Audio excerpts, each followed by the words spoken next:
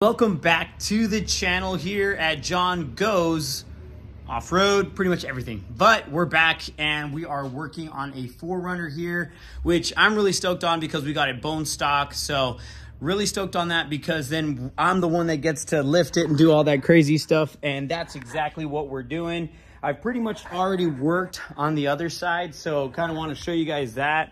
All the bolts are pretty much off, just waiting for a couple things on the other side to be done, and then we can kind of get that going. So here we're already pretty much, you know, able to move and stuff, so we're almost about ready to go on that side. And with that being said, we're kind of moving on here to the build. So want to show you guys what we got going on here. So right here we have the 2.5 extended travel front shocks, which I got non-resi because I didn't really feel like I needed to spend that money. You never really do some crazy off-roading, and I've done some pretty wild stuff and you've never really needed it. So didn't really go with the external resi on that one. It does come out a little more affordable that way, but you still get the extended travel on that side. Went with the 2.0 3-inch lift here in the rear. So nothing really too crazy, just some 2.0 shocks that we got going on there. So we're going to throw those on in the rear. And here's the big deal right here. A lot of people have been already asking me on the little TikToks that I've posted. And are these the 2-inch or the 3-inch? These are actually the 3-inch rear springs that I'm going to be going with because of the weight that they can handle. So based off of, you know, previous experiences with the Tacoma and the Land Cruiser, you definitely want something a little more heavy duty when you're out and about, just because if you end up, you know, loading up the 4runner with some weight in the rear and you don't have the capable rear springs to do so, you're going to be unfortunately sagging out a little bit. And I know that's everybody's pet peeve. So in order to buy once, cry once, 100% stay looking out for that weight kind of capacity that it shows. Not a lot of them do that. So on the 4runner, you definitely want to go with a 3-inch if you're going to be out camping, because these can take up to, I believe, 400 pounds. Don't quote me on that. If you want to, go ahead and look at their catalog, but I think it's 400 pounds. I don't really plan to be carrying any bumpers this time around or anything too wild, so don't really plan on, you know, upgrading these. I think these should be just fine when it comes down to that. So we're going to be doing the 3-inch lift on this guy, so let's get going.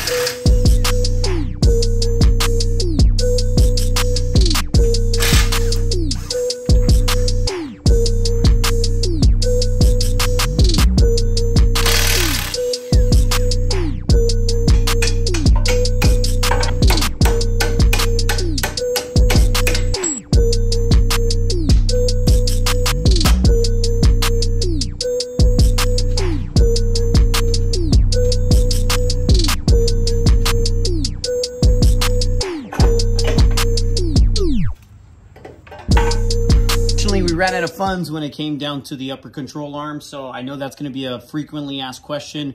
Why didn't you go with a control arm? Why you should? I know. But at the same time, we ran out of funds, so we're going to go ahead and lift it moderately here up front. So we might have a little bit of rake where the rear end might be a little bit taller than the front end, but I really don't mind. I actually like that look. But for the time being, we're going to go ahead and keep the stock one on there for a little bit until the next paycheck. And then that way we can go ahead and swap that out with probably a different one. Haven't really figured out which one I should go with, so we'll figure that out. But that's how it looks all kind of done. in the sense that the shock is ready to go. So I go a little bit differently about it in regards to what to remove and what not to remove. I know a lot of guys tend to loosen up their lower control arms there and then remove it from the knuckle down here. There's some bolts down there that you can go ahead and remove, and then the whole lower control arm comes down. I personally try and stay away from that, so that way it makes it a little bit easier, quicker. For the time being, that looks pretty solid right there. Let's go ahead and throw those front shocks on. So like I said, 2.5 extended travel. These guys got to go towards the front, and everything looks pretty good. We're gonna go ahead and start adjusting that once they're already on there. So for the time being, we're gonna keep it chill, but let's throw those guys on.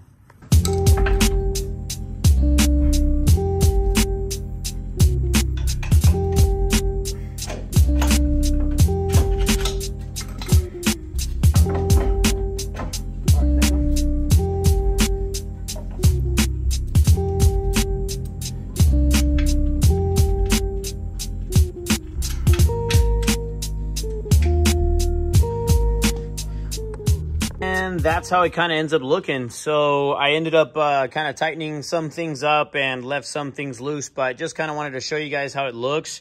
I needed my brother on that last little part so that I can go ahead and push this down to gain some pressure and some little bit of space so that that little lower part of the control, the lower part of the shock can go in. And with that, the bolts are already in there. The top bolts are already on there. I just got to throw on the tie rod and eventually the sway bar, but that's pretty much just about it. That's how it looks right now currently, and I'm totally digging it. I haven't adjusted the coil just yet, or the shock itself, because I want to see how it's going to look once the rear's done as well, so to see how to compensate as best as I can. And there's these little little holes right here, which we have a tool for, a spanner wrench, that you can go ahead and eventually just go ahead and push that little spanner wrench in, and then you twist and adjust that way as well.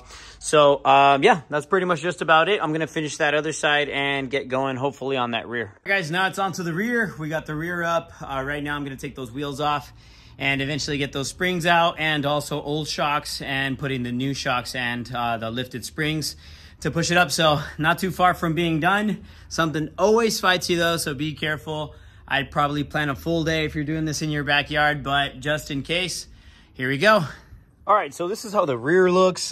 We've got a, whatever that brand is, shock, and this guy had already switched it out to rear springs before. Apparently the limiteds come with airbags, so I don't really have to deal with that, which is pretty cool. If you have airbags in the rear like the Lexus GX, and this 4runner kind of sucks because I wish I could have shown you guys. But anyways, we're going to go ahead and remove this bolt. We're going to remove this bolt. Eventually we'll get to the springs, and yeah, kind of be working on that. Sorry, ambulances are going crazy, but let's get to it.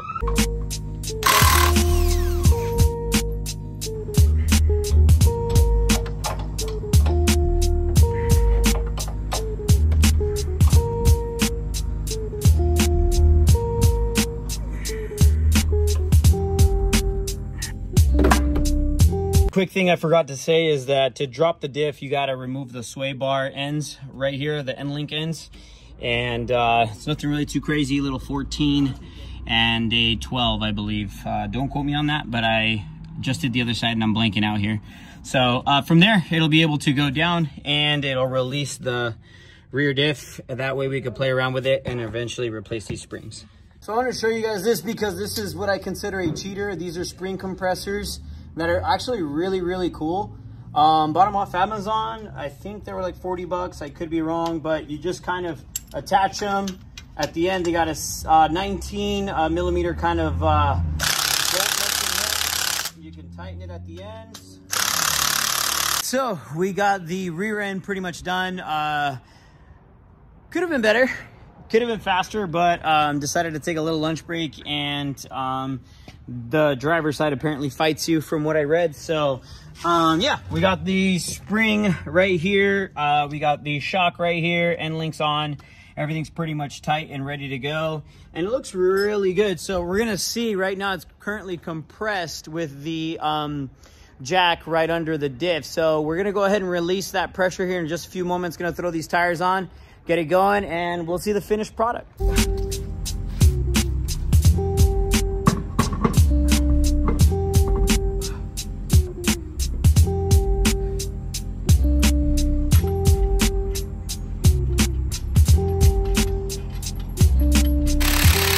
So this is pretty insane. I'll show you guys the reveal here in just a second, but from top to bottom with stock wheels, we are just pretty much right at 39, if you want to say that. So I know I'm holding it really crooked, but yeah, just about 39 from the ground up.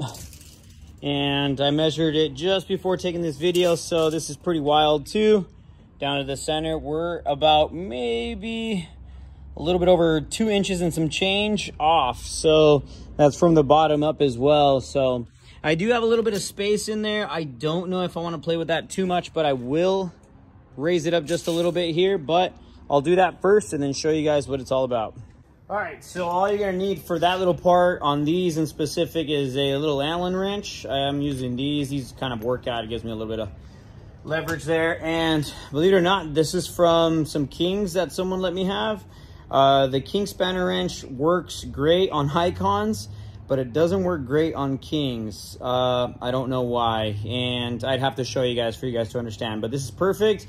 You'll jam the, I think the smaller end into the little holes that's on your shock, and then you'll spin and tighten, righty-tighty, lefty-loosey. So tighten, make it spin. As it spins, it starts to lift up the vehicle, so we're gonna show you that right now.